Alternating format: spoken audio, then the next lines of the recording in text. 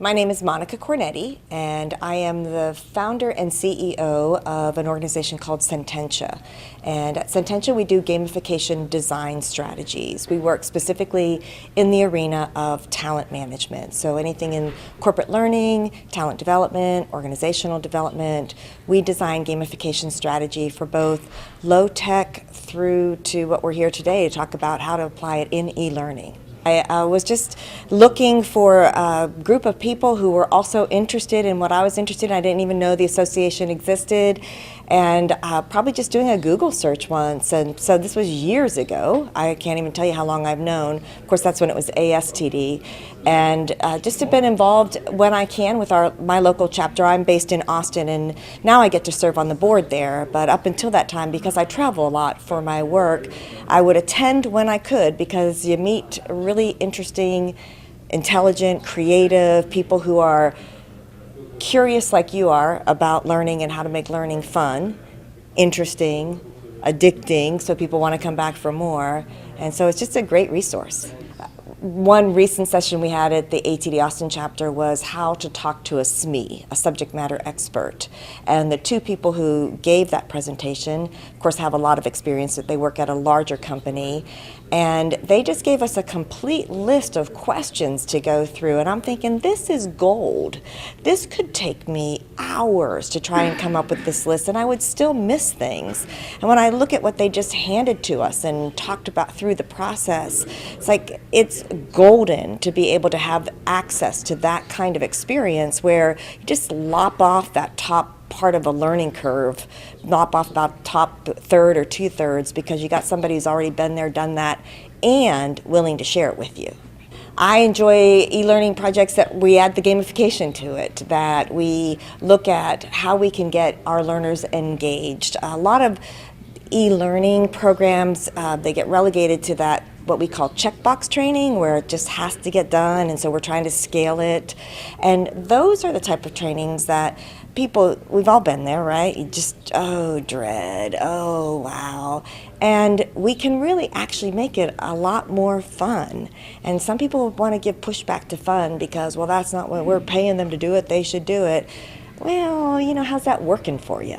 Because just because somebody should do something doesn't mean they will and are. So when we look at the e-learning, I just like to see if it's good, let's leave it alone, and focus on things that we can make more engaging, more interactive, more dynamic, so people actually learn something from it.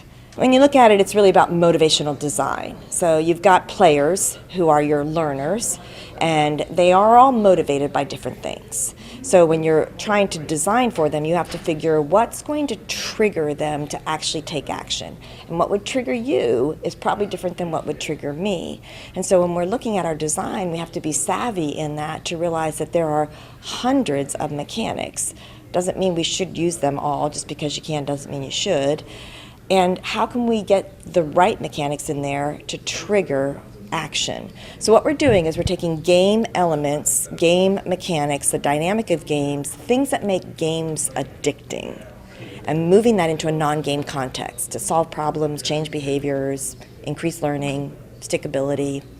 I read a lot. I belong to a network of gamification gurus globally, so there's a lot of information that they make available out there to each other. I use my social media quite a bit to connect with people that I didn't know the knowledge that they had. So social media is a great source for me to go out and find information.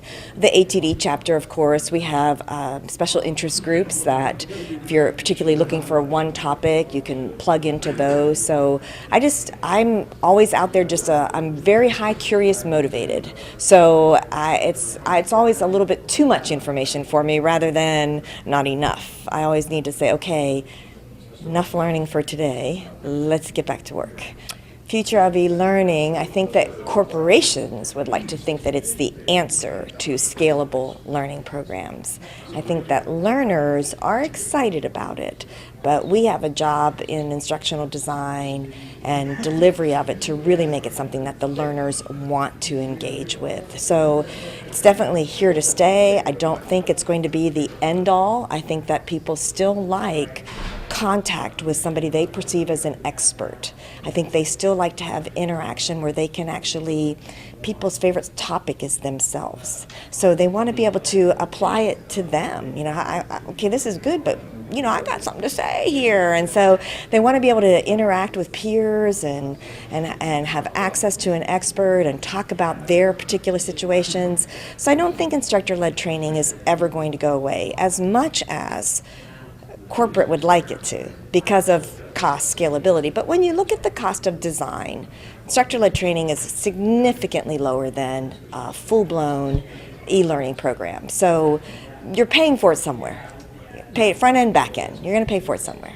I really wanted a place to serve. I travel a lot for my business, and I learned early, when I was much younger, that the way to make friends is to serve together, to work together. And so since it's like-minded people who are doing what I do, it was just a great place to plug in, to make friends, and then give back to the community I'm the VP of Professional Development for the Austin chapter. So I am supposed to be the curator and the clearinghouse of news and information for learning in Austin. So it's quite a challenge for me. It's like the gauntlet thrown of the clearinghouse of information. Wow, that's a pretty big job. But so I get to plan special days of learning that are important for our members. And it gives me an opportunity to plug in the little bit that I'm actually in Austin. I get to be with a group of people who are very much engaged in the same type of thing that I am. Because I'm high, curious, motivated. I really am going for the information.